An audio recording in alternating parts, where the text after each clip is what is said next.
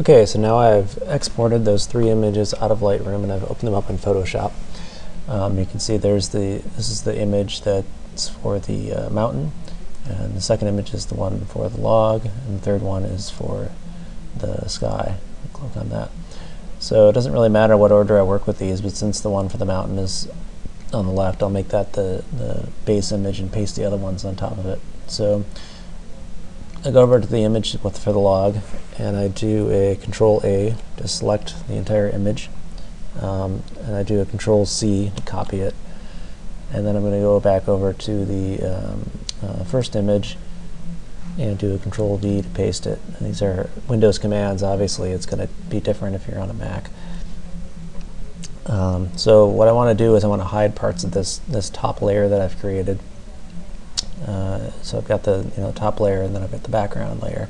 So in order to do that, I use this button right here, which is to create a layer mask. Press that, and since this is all white right now, that means the entire layer is visible.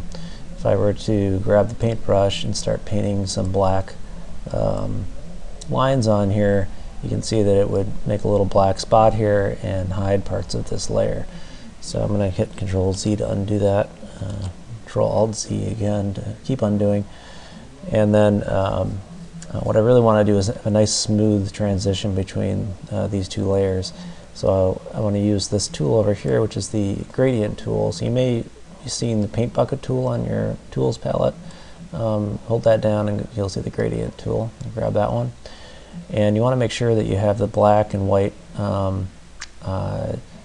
paint palettes shown. If you don't have them, you hit this little black and white button.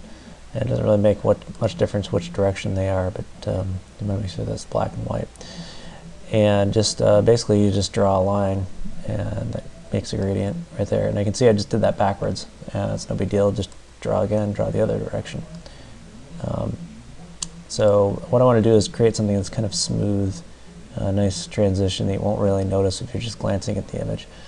And you can see I'm not really going straight, I'm going a little bit of an angle because that's just how the image works. So I don't know if that's pretty good. Let's call that good right there. And so that's kind of nice and smooth. So when you are drawing these gradients, make sure that you're actually selecting on the layer mask and not the actual image as yourself. If you select on the image and you draw a gradient, it's going to do that, and that's not what you want. So Control Z to undo that.